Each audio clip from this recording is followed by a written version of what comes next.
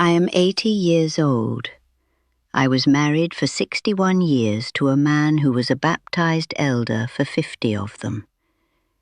I have been a widow for 10 months, and I lived in the same white clapboard house on Chestnut Street in Mifflinburg, Pennsylvania, for the whole of that marriage, and I live in it still. I want to tell you about a small woman in a navy coat who used to ring my doorbell at exactly 1:30 in the afternoon every Friday for 12 years. Her name was Edith Hartwell. She was my mother-in-law. She was a baptized sister of long standing in the Mifflinburg congregation of Jehovah's Witnesses. She was the mother of the elder I married. And every Friday afternoon, from November of 1963 to the autumn of 1975, she did something to me that the entire congregation considered a kindness. Before I tell you what Edith Hartwell did to me every Friday for those 12 years, I need you to understand the house I was sent into at 18, and the woman who had been built before me to build me. The cruelty in this story is not the cruelty of one person. It is the cruelty of a teaching that travels from a mother to a daughter-in-law for 100 years and arrives at your kitchen table on a Friday at 1:30, wearing a navy coat and carrying a covered dish. I'm going to ask you to stay in the room with me for this, not to like it, not to share it, just to stay. If you have ever had a woman come into your young life and call something love that was not love, sit down and add your voice in the comments, even one sentence, even one name. Because I am 80, and I am one woman, and the next woman who hears this needs to know she is not the only one. Stay. The first Friday of November 1963. I had been a married woman for 11 days. Raymond had left for the lumberyard at 6 in the morning, the way he would leave at 6 in the morning for the next 44 years until his back gave out. And I had stood at the kitchen window in a robe that still smelled of someone else's laundry soap and watched his tail lights go down Chestnut Street. The percolator was on the stove. I had been baptized in the summer of 1959 at a circuit assembly. I was 18 years old. I had been a wife for less than 2 weeks, and I was alone for the first time in a house I did not know how to be alone in. I did not know which drawer the spoons were in. I had been raised in Lewisburg, 6 miles down the road, but Mifflinburg was a new town to me, and the front room of that house was so quiet I could hear the kitchen clock in it. I had a piece of toast at 8, and washed the plate twice. I made the bed and unmade it and made it again, because I had read in a Watchtower study article that a sister's home should be ready for a brother's eye at any hour. By 11 I had run out of small motions. I sat down at the kitchen table in the dress I had been married in. I had been told by Pearl, my own mother, that a new wife wore her wedding dress on the weekdays of the first month because it was the modest dress she owned, and there would be brothers from the congregation dropping by. And I read 3 pages of the truth book aloud to no one, the way you do when you are practicing for a question you have not yet been asked. The doorbell rang at exactly 1:30. I had been told the day before, in the kitchen of Raymond's father's house at Sunday dinner, that Edith would be coming. Edith herself had told me. She had said it the way she said most things, not unkindly, but the way you tell a child what time the bus comes. "I will be at your door on Friday at 1:30, she had said, to help you settle in. I had said thank you. I had not understood what was being arranged. I had assumed it was the kind of visit a mother-in-law pays in the first week, a tour of the linen closet, a recipe for her son's preferred pot roast, a hug, a leaving. I opened the door, and there she was. A small woman, 47 years old that year, in a navy wool coat with the same single brooch she would wear every Friday for the next 12 years. She was a widow. Raymond's father had died 3 winters before, and she had become, in the way the society arranges these things quietly, fully one of the older sisters of the Mifflinburg congregation. She carried a covered glass dish in one hand and her own small blue hard-covered truth book in the other. The truth that leads to eternal life, the one with the gold lettering. Brother Schaefer was still our congregation servant then. The body of elders was still 9 years away, and that little blue book was, in our houses, the second Bible. Edith Hartwell never came to my door without it, not once, for 12 years. She walked past me into my kitchen, into the kitchen I had cooked exactly 4 suppers in, and she set the dish on the counter and the truth book on the table, and she looked at me, and she looked at the hem of the dress I was wearing, and she said, "That is 1/4 of an inch shorter than it ought to be for a sister, Dorothy. Raymond will not have noticed yet. He will. I want you to hear how a thing like that lands in a girl of 18 who has been a wife for 11 days. It does not land as cruelty. It lands as rescue. I had not known about the hem. Edith had known. Edith had come, on her own time, on a Friday afternoon, to keep me from embarrassing my husband. I thanked her. And I poured her a cup of percolated coffee, and she sat down at my kitchen table, and she opened the little blue book to a chapter we had studied many times in the congregation, and she said, "Let us go through this together, Dorothy. Just the 2 of us, so you will be ready." That was the first Friday. There would be 623 more of them. I want to step back now, away from my kitchen, away from Edith, and tell you about the building that put her there, because Edith Hartwell did not invent what she did to me. Edith Hartwell did not even choose it. She was one small woman who had been handed a very old job, and the job was not hers, and she was doing it the way she had been shown. The doctrine of headship in our religion is simple, and it is very old, and it is written into every page of every book the Society has ever published. The husband is the head of the wife. The wife is in subjection to the husband, as the congregation is in subjection to Christ. We were given 2 scriptures to live inside, Ephesians 5, beginning at verse 22, and 1 Corinthians 7, beginning at verse 3. Ephesians for our spirit, 1 Corinthians for our bodies. They were given to us as a complete set, like a pair of shoes you cannot wear separately.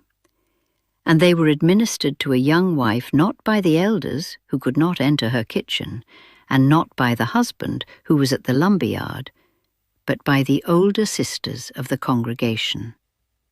Always by the older sisters, always inside the kitchen, always with a truth book on the table and a cup of coffee gone cold beside it.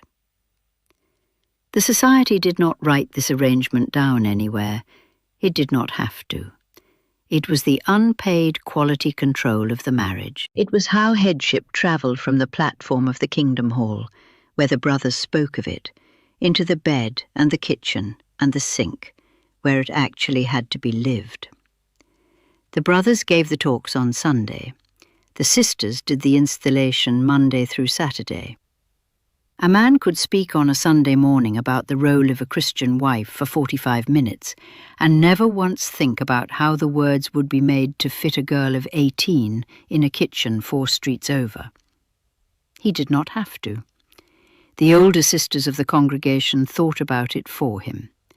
They had been thinking about it for 40 years, since their own first Fridays. And the women who carried it were not cruel women.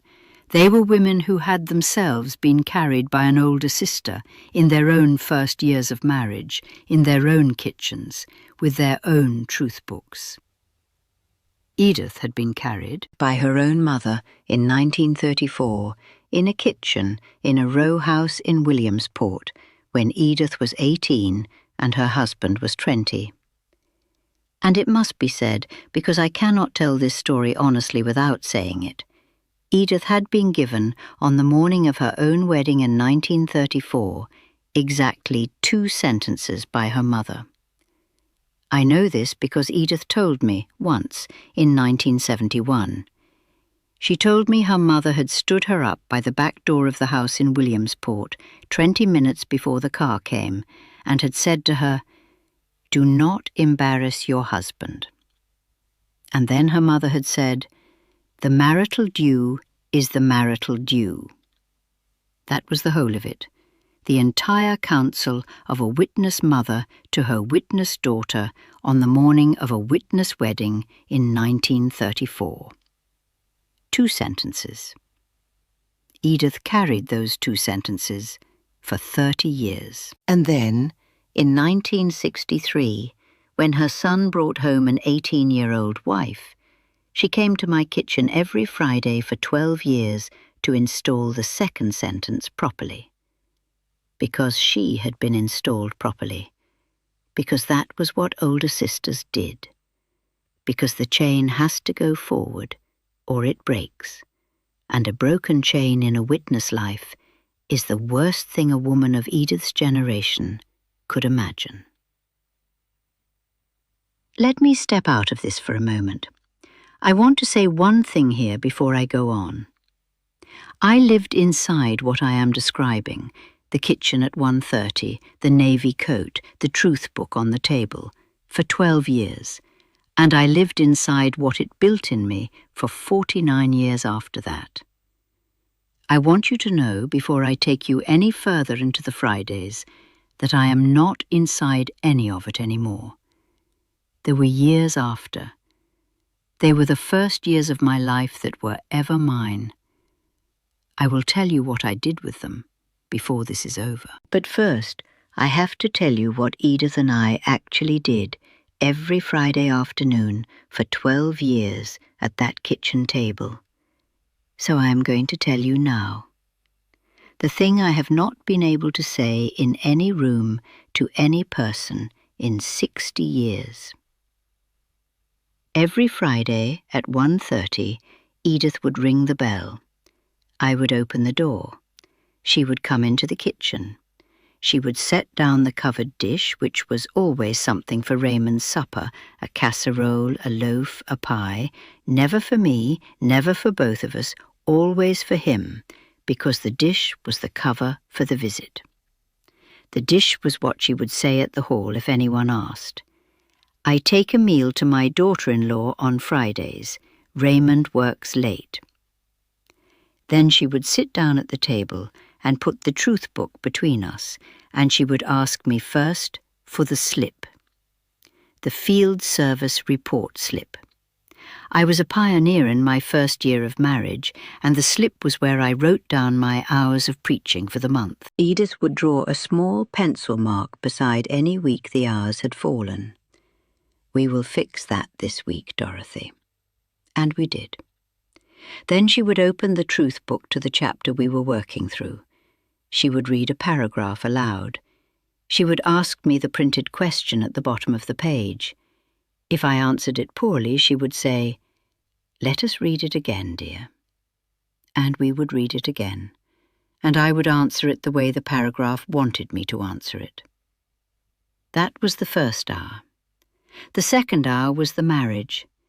She would close the truth book and open her own Bible to Ephesians 5 or to 1 Corinthians 7, and we would go through one verse at a time the week. She would ask me whether I had submitted myself to my husband in all things. I would say yes. She would ask me whether I had been kind in my speech to him. I would say yes.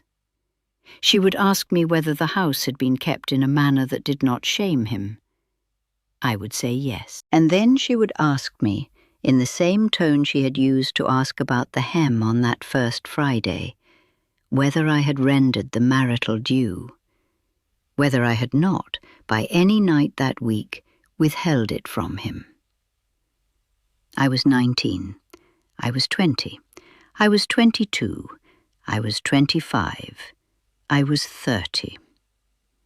I was sitting at my kitchen table, being asked by my husband's mother whether I had submitted my body to her son in the week that had just passed. And I would say yes, and she would nod, and she would close the Bible, and she would put on her coat, and she would go. And the worst thing, the thing I cannot quite explain to a woman who did not grow up the way I grew up, was that I was grateful. I was grateful that Edith would come. I was grateful that someone was checking, because in our religion in those years, the woman who was not being checked was the woman about to fall. Edith was the proof I was still in the truth. I would set out the cups before she came. I would brush my hair. I would change into the dress I knew she would not mark. I would dress every Friday for Edith, the way other women dress for a man. There is a word for what that was. It is a plain word. It is not a word from a therapist's office. I never had a therapist. Women of my generation in the truth did not. The word is mine. It took me 60 years to say it out loud. The word is control. What Edith Hartwell did to me every Friday for 12 years was control. Not love, not training, not spiritual support for a young wife. Control, administered scripturally, weekly, with a truth book on the table, by a woman who had been controlled into it 40 years before me. And now I have to tell you the second thing. The thing I have not told anybody. Not Raymond before he died, not Lisa when I finally reached her last year, not the elders who came to my front room in 25 to ask after my soul. In the early years of the 1980s, there was a young sister in our congregation. Her name was Helen Yoder. She was 19. She had married a brother who worked at the post office, and the older sisters of the hall, at a Sunday lunch in 1981, decided among themselves that Helen needed help. And I was chosen, because I was the elder's wife, because I had been trained by Edith Hartwell, and everyone knew it, and everyone knew what that meant. I went to Helen's kitchen on Tuesday afternoons for almost 2 years. I brought a covered dish. I brought my own truth book, the same little blue hardcover Edith had given me on a Friday in November '63. I asked Helen for her field service slip. I opened to Ephesians 5. I asked her whether she had rendered the marital due to her husband. She said yes. I nodded. I closed the book. I put on my coat. I went. I did to Helen Yoder exactly what Edith Hartwell did to me, with the same book, in the same way, for the same reasons.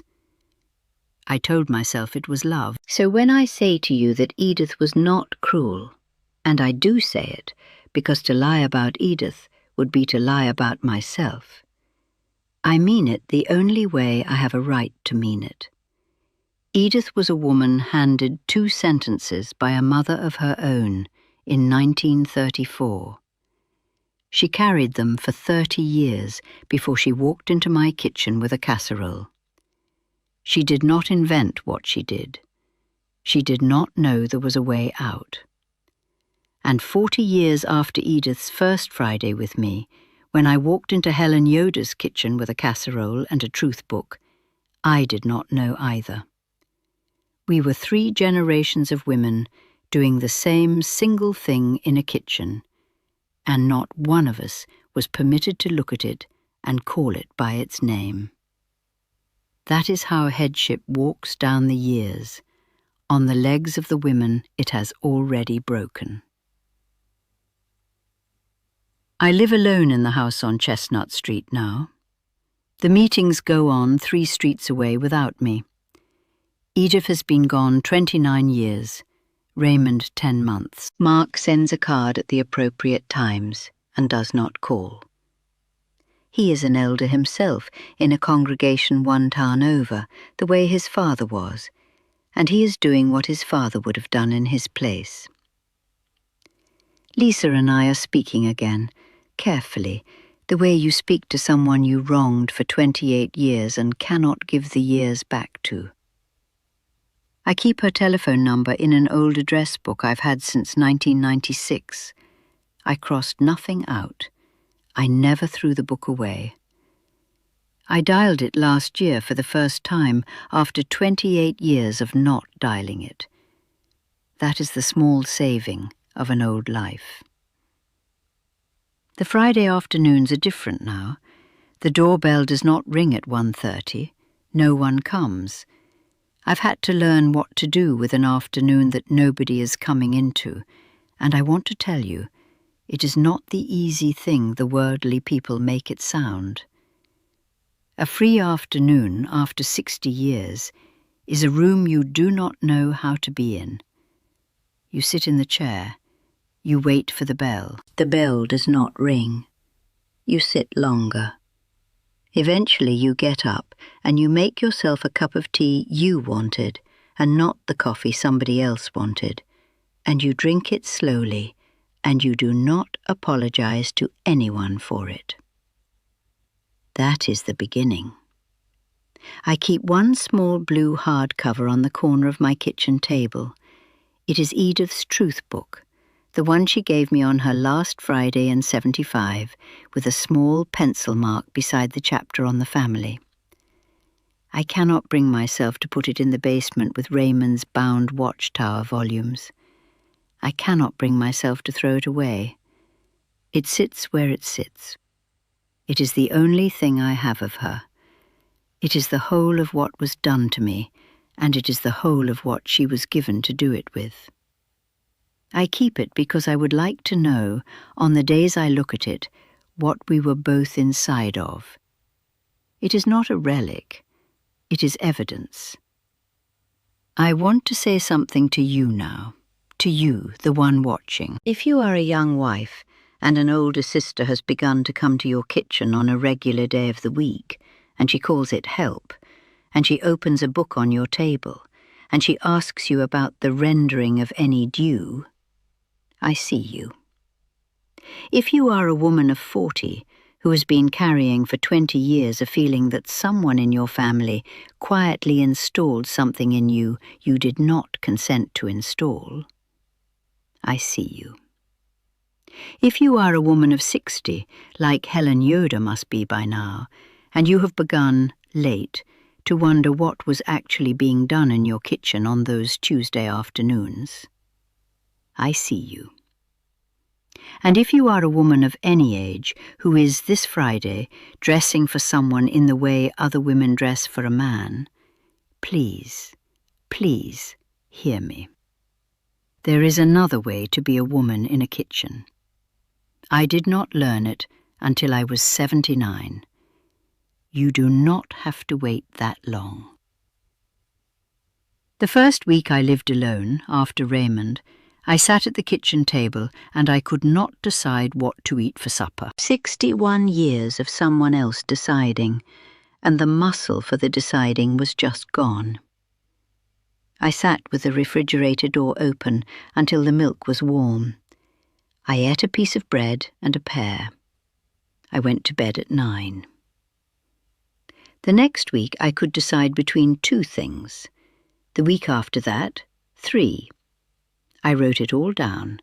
I wrote down every small thing I learned in the order I learned it, the deciding, the going out alone, the answering the door alone, the saying no without flinching, the spending an afternoon doing nothing for anyone, the eating supper at the time I wanted to eat it. I called it the Freedom Years.